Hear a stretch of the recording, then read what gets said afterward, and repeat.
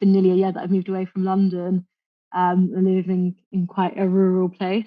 So it's to kind of spend more time outdoors and not on my computer. Yeah.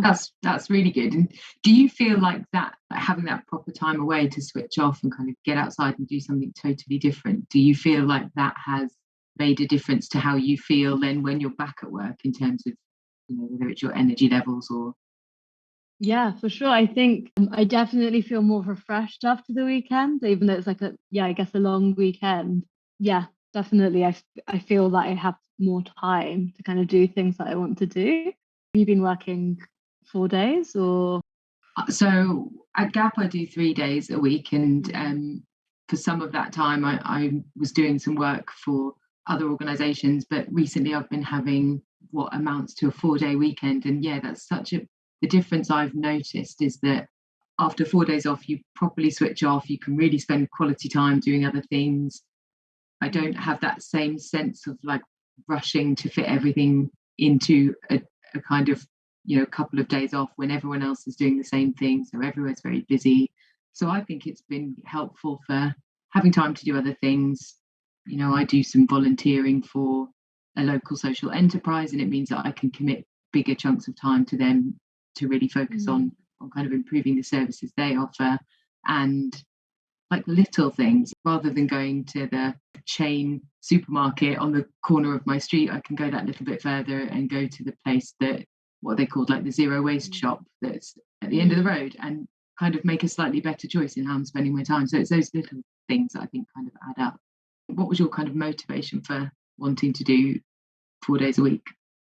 I think I just wanted, yeah, some time to kind of do the stuff that I am, other things like I also I do costume and kind of am an artist as well. So like just have that actual dedicated time to kind of spend away from the computer, I guess. And so I think been able to do that in little chunks and just kind of feel like I'm not rushing to kind of do things that I have actually like time and space to kind of um yeah, slow down a bit and not feel like I fit everything in Mm, around, work and this and that. So it's like nice to have a balance of like different hobbies and yeah, yeah. like you said, like spending a prolonged amount of time doing something.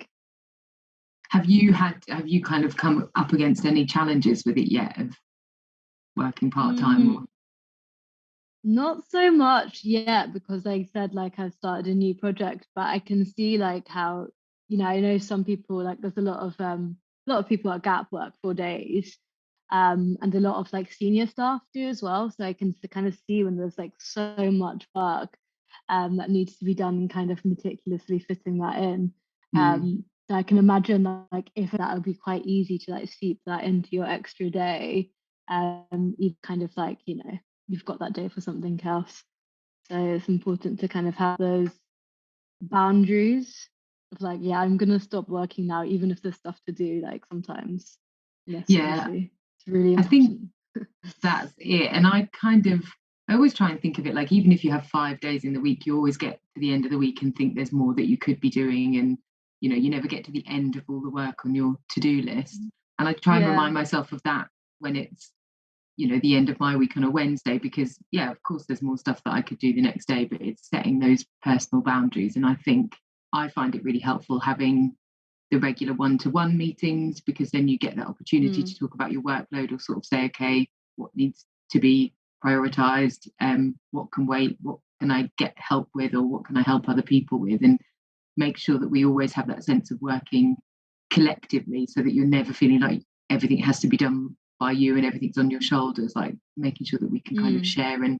share the load when we need to with other people. But yeah, I've definitely felt that challenge at times. And I also feel like at the beginning of the week when I'm coming back, it just takes that much longer to get caught up with all the messages that have been, um, Mm.